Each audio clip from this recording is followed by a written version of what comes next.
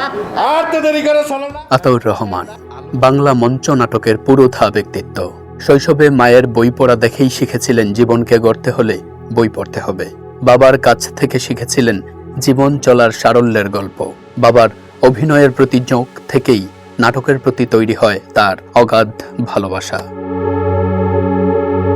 সদ্য প্রয়াত আতাউর রহমান 1941 সালের 18 জুন নোয়াখালীতে জন্মগ্রহণ করেন। শৈশবেই শিক্ষা, সংস্কৃতি সহ নানা বিষয়ে জ্ঞান অর্জন ও অগ্রসর হওয়ার প্রেরণা পান।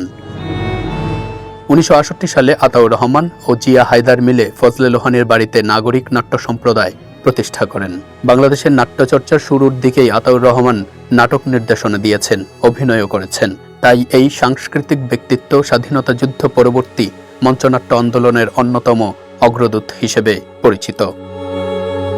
তিনি 1972 সালে মাইকেল মধুসূদন দত্তের বুড়ো শালিকের ঘাড়ে রোঁ নাটকটির মাধ্যমে নাট্য নির্দেশক হিসেবে আবির্ভূত হন। নাটকে অভিনয় করেন লাকি ইনাম, আবুল হায়াত, ইনামুল হক, আলী জাকের ও ফখরুল ইসলাম। 1973 সালে তিনি বাদল সরকার রচিত এবং আলী জাকের পরিচালিত বাকি ইতিহাস মঞ্চ নাটকে অভিনয় করেন। এটি ছিল বাংলাদেশে প্রথম দর্শনীর বিনিময়ে নাট্য প্রদর্শনী। আতাউর রহমান 35টির বেশি মৌলিক এবং অন্য ভাষা থেকে অনুবাদ করা মঞ্চনাটকের নির্দেশনা দিয়েছেন। এর মধ্যে উল্লেখযোগ্য হল গ্যালিলিও, পায়ের আওয়াজ পাওয়া যায়, রক্তকরবী, বাংলার মাটি বাংলার জল, নারীগণ, ঈর্ষা, অপেক্ষমান এবং ওয়েটিং ফর গোডো।